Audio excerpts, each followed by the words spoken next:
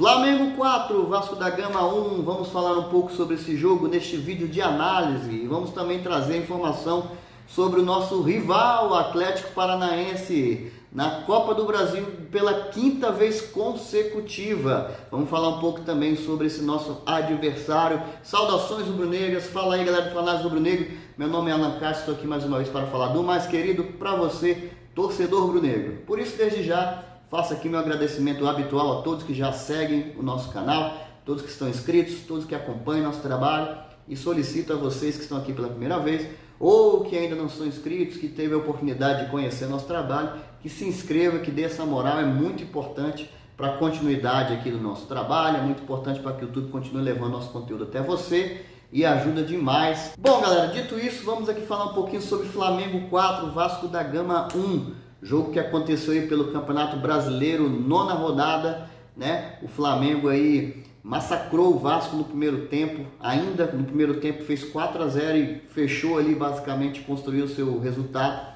O Vasco no segundo tempo voltou com outra postura, o Flamengo também ainda conseguiu diminuir aí, com um pênalti bem marromeno, bem à la Brasil. Mas enfim, o pênalti foi marcado pelo VAR, né? Pela interferência, ou melhor, pelo auxílio do VAR, e o Vasco ainda chegou a diminuir. Chegou a pressionar o Flamengo, construiu algumas jogadas, muito jogo aéreo, que a gente perdeu, até um alerta aí para a equipe rubro-negra. Mas, depois de certo tempo, já não havia mais forças, o placar já está muito elástico. Acabou finalizando o placar de 4-1 mesmo. Bom, galera, assim, fazendo uma análise do jogo bem rapidinho, nós fizemos uma live pós-jogos, né, logo na segunda-feira. Até porque o jogo foi, pasme, numa segunda-feira, um jogo do Vasco na segunda. Parece que já é aí um presságio, no caso, um mau presságio para o clube Vasco da Gama. Mas enfim, o jogo foi na segunda-feira, fizemos uma live, convido a todos aí a assistirem um pouco dessa live. A gente destrinchou um pouco mais sobre essa partida, né? Até para o vídeo não ficar muito grande, não vou me estender muito, mas o Vasco começou ali, conforme o seu técnico havia prometido, muito competitivo. Foi para cima do Flamengo, fez uma marcação alta, pressionou, chegou a incomodar bem ali o Flamengo estava com dificuldade de sair da marcação alta do Vasco. Isso acabou aí promovendo algumas oportunidades também para o Vasco, né? Os primeiros 10, 12 minutos essa foi mais ou menos a tônica, né? E se esperou ali até então um cenário diferente. Eu acho que os torcedores do Vasco estavam mais assim otimistas com a possibilidade de ter um roteiro positivo, mas quando o Flamengo conseguiu acertar ali um pouco mais a sua marcação alta, né? Inverter um pouco esse polo, o Flamengo passou a pressionar a saída de bola do Vasco, o Flamengo passou a fazer a marcação mais alta. O Pedro recuperou ali uma bola que o Flamengo tinha perdido, muito rápido, né? Aquele famoso perde e pressiona. O Arrascaeta que recebeu essa bola já fez um giro, eu acho que ele ia bater para o gol, mas o que fez o giro, derrubaram ele e a bola sobrou açucarada aí, próximo da entrada da grande área, para o Pulgar, que acertou um belo chute, premiando aí as boas atuações do chileno, e o Flamengo abriu o placar com esse golaço, né? E isso começou ali a mudar o roteiro da partida. Ainda os comentaristas, principalmente os comentaristas do Vasco, a gente viu vários vídeos aqui de reação, né, na internet, falavam ainda sobre esse momento do Vasco, sobre o que o Vasco estava bem na partida, sobre a desatenção, sobre mais uma vez o Vasco perder uma bola e tomar o gol, como aconteceu no Campeonato Carioca. Então logo ainda se comentava sobre esse primeiro gol, veio o segundo baque. O Flamengo ali fez uma bela construção pelo lado direito de ataque, envolvendo principalmente a Arrascaeta, o Wesley, né? E o Arrascaeta, lógico, faz a diferença, né? Eu acho que o retorno dele também tem a ver com esse melhor momento do Flamengo. Teve uma boa visão, viu aí a entrada de Gerson, né? Que fazendo esse papel bastante de pisar dentro da área. Aliás, uma bela partida desse trio: Gerson, Arrascaeta e Pulgar. Enfim, o Gerson pisou na área como um elemento surpresa, um elemento a mais. A zaga do Vasco não estava acompanhando. Fez um belo cabeceio sozinho, fez o 2-0 ali em pouco mais de 2 minutos. E aí mudou completamente o cenário do jogo. O Vasco praticamente sentiu o baque ali, os 2 gols, muito rápido. E o Flamengo dominou ali absurdamente a partida então. Aí o terceiro gol veio, né? O Flamengo começou com uma bela tabela aí no lado direito ainda de campo, que estava funcionando bem, né? O Flamengo tem um lado esquerdo muito forte atualmente. Todos os adversários sabem disso. Mas esse gol saiu pelo lado direito. Começou pelo lado direito, melhor dizendo. E o Flamengo tabelou ali, foi tentando encontrar os espaços. A marcação, aí é um ponto que o Vasco tem que corrigir, mas não é nossa responsabilidade. É muito frouxa, muitos espaços que o Vasco deixava, principalmente com as peças criativas do Flamengo, Gerson, Arrascaeta. O Flamengo tabelou um pouco ali, inverteu o jogo para o lado esquerdo. O Matheus França fez uma bela jogada, uma bela tabela com o próprio Ayrton Lucas, né? Levou a bola para o fundo, levou seu marcador para dentro da área, rolou para trás. O Ayrton Lucas teve tempo, mais uma surpresa pisando dentro da área, hein? Teve tempo de dominar, chutar no gol, com o pé direito inclusive, né? E fez o terceiro gol do Flamengo. Depois, de uma forma muito absurda na minha opinião, nada contra o Pedro é o nosso artilheiro, né? Mas assim, lançaram na súmula gol do Pedro porque teria tocado ali na trava da chuteira do Pedro. Mas enfim, deram um gol pro Pedro, mas para mim o gol foi do Ayrton Lucas, mas o que importa é que tá na súmula, né? O importante foi, na verdade, foi o gol do Flamengo, o terceiro gol do jogo. E aí, gente, com 3-0 no placar, né? O Flamengo tava tranquilo na partida, o Vasco já tava desesperado, ainda tentou ali voltar pro jogo. Numa ofensiva do Vasco, o Flamengo recuperou a bola, numa espécie de meio chutão, meio lançamento, não sei se foi o Thiago Maia, se foi o Gerson, ele jogou a bola para frente, na expectativa de achar algum atacante do Flamengo, mas quem ali chegou como raio, a la Bolt, foi o Ayrton Lucas, que saiu de trás, chegou primeiro que o marcador do Vasco, que eu acho que era o Puma, né? Ganhou dele, continuou a sua carreira, digamos assim, entrou na área, até eu acho que ele escolheu o lado mais difícil, mas driblou pro lado direito, né? Do goleiro do Vasco, e ainda assim chegaram dois marcadores em cima, mas ele ainda conseguiu dar o toque pro gol já vazio. 4-0 pro Flamengo, fecha o primeiro tempo assim, já liquidada a fatura, ligada a partida, né? O Vasco, como eu já falei, ainda fez um gol de pênalti, um pênalti bem marromeno, bem à la brasileira, mas ainda voltou bem o Vasco, né? Para quem esperava que ele fosse ser terra arrasada, até voltou melhor, mas a própria postura do Flamengo também mudou, né? Já pensando no próximo jogo, que é um jogo decisivo contra o Racing, amanhã, né? Quinta-feira, às 9 horas da noite. Mas o placar já estava construído, o Flamengo foi tirando o pé, os jogadores foram cansando. Aos poucos aí São Paulo foi substituindo algumas peças, já pensando também no próximo jogo. A gente vai fazer uma análise aí desse pré-jogo, né, importante do Flamengo. Mas ele falou algumas questões importantes, né? Eu acho que o Flamengo foi finalmente contundente, como ele vem cobrando em todas as suas coletivas, que o Flamengo perdia muitas oportunidades, não era efetivo. Dessa vez o Flamengo foi, em um tempo ele resolveu a partida. Claro que o Vasco hoje está um time muito fragilizado, mas é importante a gente destacar esse ponto, né? Ele falou que o Flamengo passou a ser um time mais agressivo, passou a ser um time mais vertical, ou seja, joga para frente, joga ali objetivamente, né? Mas que o Flamengo ainda não tem o domínio posicional, ainda não tem o domínio desse jogo posicional. E com isso são questões que ainda precisa corrigir, né? Principalmente a questão do controle de jogo e a posse de bola, digamos assim, controle da bola. Mas foi uma boa entrevista assim do Sampaoli, volto a convidá-los, a gente falou sobre isso melhor na live, né? Falou sobre o momento do Pulgar, falou sobre a questão do Pedro e Gabigol, falou do momento do Ayrton Lucas, né? Mas enfim, foi uma boa entrevista do Sampaoli. Bom, gente, cabe destacar sobre esse jogo que o Flamengo parece que achou o seu meio de campo ideal, né? Para mim, esse meio de campo que entrou contra o Vasco, Thiago Maia e Pulgar, que tem sido o grande equilíbrio ali, a grande virada do Flamengo foi a entrada do Pulgar no time, deu mais velocidade, melhorou a saída de bola do Flamengo, melhorou a posição defensiva dessa linha específica do Flamengo. Thiago Maia, Pulgar, Arrascaeta, que volta, realmente faz muita diferença. Tem uma visão de jogo, ele coloca a bola do companheiro aí rapidamente na cara do gol, isso quando ele mesmo faz o gol. Aliás, nesse jogo ele acertou uma bela pedrada na trave ali na ocasião, acho que seria o terceiro ou quarto do Flamengo, né? Quase faz um golaço o Arrascaeta. E o Gerson fazendo esse papel ali, tal qual ele fez mais ou menos no Olympique de Marseille, um pouco mais à frente, participando da criação de jogada, das construções de jogada, pisando na área, aparecendo para fazer gol.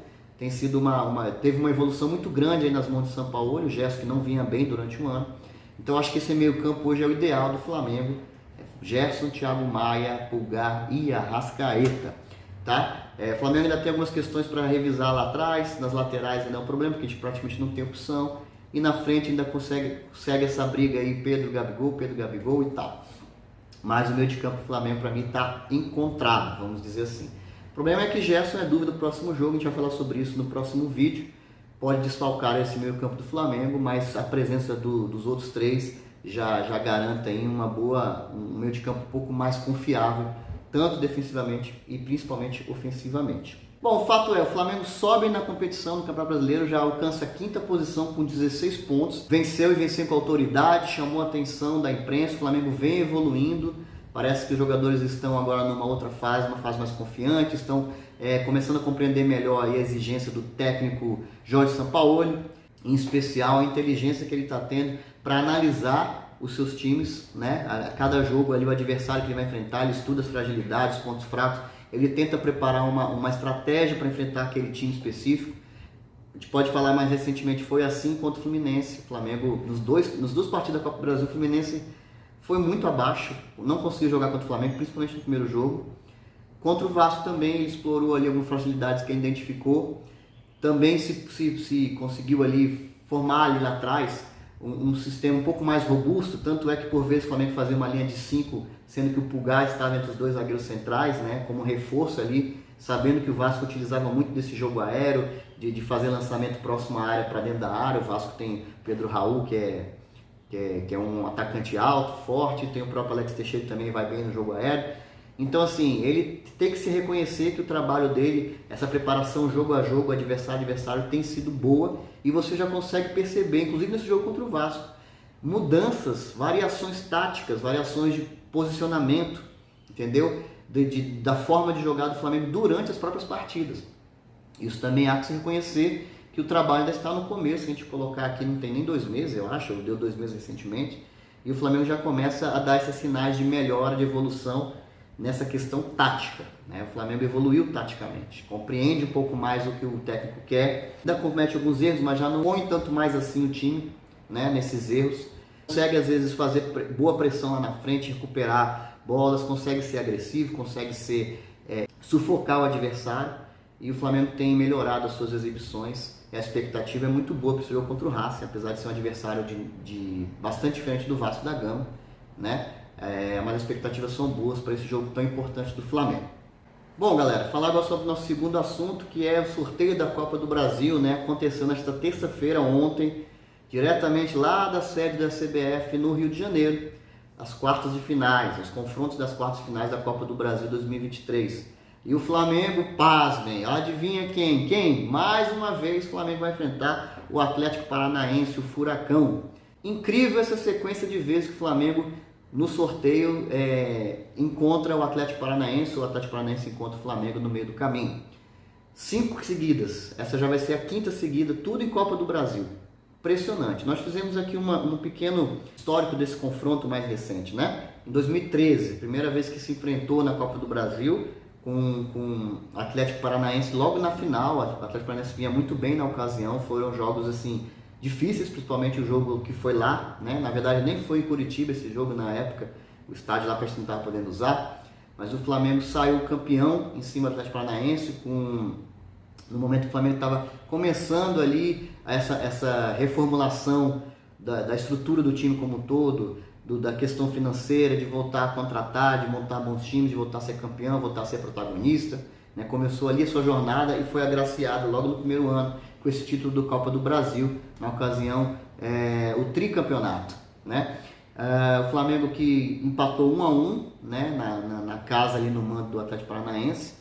Na época destacava ali justamente o Marcelo Cirino, que vinha se destacando no Campeonato Brasileiro, foi uma revelação, o Flamengo acabou contratando ele.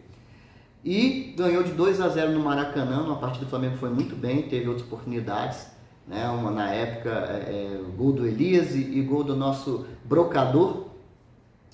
E o Flamengo foi campeão em cima do Atlético. Depois, de 2019 para cá, que é justamente essa fase que o Flamengo começou a sua ascensão, né, mais recente, de ganhar muitos títulos, de disputar muita coisa, o Flamengo enfrenta aí pela 5ª vez consecutiva o Atlético Paranaense na Copa do Brasil, mais a final do ano passado. Ainda teve 2017, tá? Na Copa Libertadores os dois estiveram no mesmo grupo, na fase de grupos, né? O Flamengo ali na última rodada tinha tudo para classificar e tudo que teria que acontecer para o Flamengo ser eliminado, aconteceu. E o Flamengo acabou saindo naquela ocasião na fase de grupos.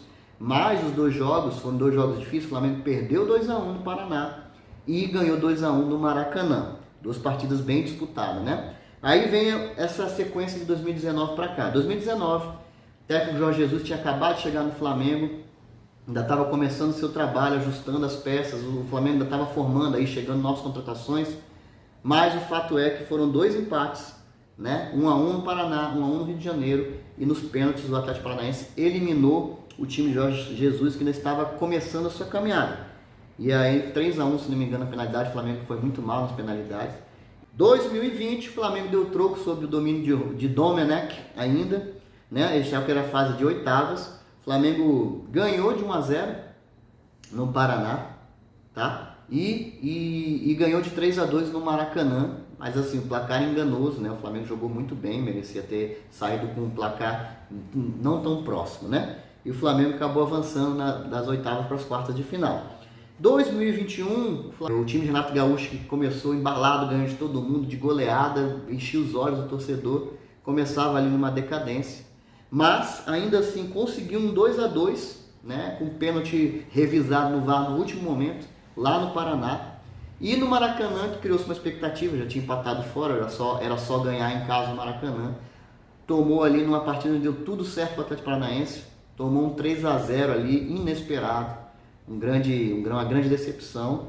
Também ali, na verdade, a semifinal já, né, nem quartos de final, e o Flamengo acabou sendo eliminado pelo Atlético. 2022, já sob aí a batuta do Dorival Júnior, né, o Flamengo já numa outra fase muito mais competitiva do que a do primeiro semestre na mão do técnico Paulo Souza. O Flamengo fez um belo jogo no Maracanã, mas como foi vangloriado na época, o Filipão segurou o time do Flamengo, né? O Flamengo saiu de lá com 0-0 amargo para o Flamengo. Teve polêmica de expulsões que não aconteceram, de agressão do lado daqui, o Fernandinho batia todo mundo. Aí teve uma pisada ali, se não me engano, da Arrascaeta também, era para ter sido expulso. Enfim, foi uma confusão. No jogo de volta, também quartas de final, tá? Que foi lá na Arena da Baixada. Por incrível que pareça, o Flamengo foi que propôs mais o jogo do que o próprio Atlético, né? Esteve muito bem e aí acertou, e o Pedro acertou aquela bela bicicleta histórica, né? O Flamengo ganhou ali aquele jogo por 1-0. Teve uma outra bola lá no contra-ataque do Flamengo que o Gabigol perdeu um gol incrível, chutou na trave praticamente sem goleiro, sozinho. Mas o jogo terminou 1-0 e o Flamengo avançou ali das quartas para a semifinal e acabou sagrando-se campeão no final do ano. Torcemos para que esse ano, por mais uma vez, né, nesse quinto confronto seguido em Copas do Brasil, de novo esse mesmo cenário, Flamengo nas quartas de finais contra o Atlético Paranaense, jogando o primeiro jogo em casa para tentar a classificação fora no jogo decisivo, né, esperando que o Flamengo tenha a mesma sorte do ano passado, o Flamengo que vem numa evolução. Isso sem mencionar a final do ano passado da Libertadores, o título mais importante que os dois já disputaram, final única, né? E o Flamengo ganhou também de 1-0, né? O Atlético Paranaense até teve oportunidade no início do jogo. O Flamengo foi reequilibrando. O Ayrton Lucas entrou no lugar do Felipe Luiz, que se machucou. Conseguiu aí também numa arrancada tal qual essa contra o Vasco. Chegou na frente. O zagueiro do Atlético já tinha amarelo, derrubou ele, foi expulso. E dali o jogo meio que mudou de figura. Um pouco depois o Flamengo achou o primeiro gol, o primeiro e único gol do Gabigol. E saiu tricampeão da Libertadores. Bom, galera, o fato é que torcedor de cada lado puxa a sardinha para o seu time, né? A gente pegando esse corte aqui, o Flamengo tem uma vantagem em cima do Atlético Paranaense, não só em vencer duelos, como também em ser campeão 2 vezes em cima do adversário, né? Mas aí nesse caso, cada torcedor vai lembrar do que mais lhe agrada, né? De fato, o Atlético Paranaense não é um adversário tão simples de se enfrentar, é osso duro, vende caro as suas eliminações, tá? Eu peguei até um histórico desse retrospecto entre as duas equipes, são 75 jogos, há um equilíbrio, tá? O Flamengo venceu 30 vezes, o Atlético Paranaense venceu 27 vezes, praticamente igual, né? E 18 empates. Isso já contando essa derrota que o Flamengo teve no Campeonato Brasileiro, que foi também um jogo muito, o placar muito assim ilusório, né? Não diz o que foi o jogo. Ainda teve um lance lá que mataram praticamente o Santos no gol e mesmo assim valeu, a bola sobrou para outro cara, o cara fez o gol lá e ficou por isso mesmo, mas enfim, é o Varmengo, né? Então não vamos entrar nesse mérito. Então assim, é um duelo que vem acontecendo várias e várias vezes, no momento que ambos os times estão bem, estão em ascensão. O Atlético Paranaense também conquistou coisas importantes, se consolidou como um dos times grandes, um dos times candidatos no futebol brasileiro, né? Conseguiu seu reconhecimento internacional, venceu 2 Sulas, conseguiu o Nacional também, venceu a Copa do Brasil, já foi campeão brasileiro também, a mesma era de pontos corridos.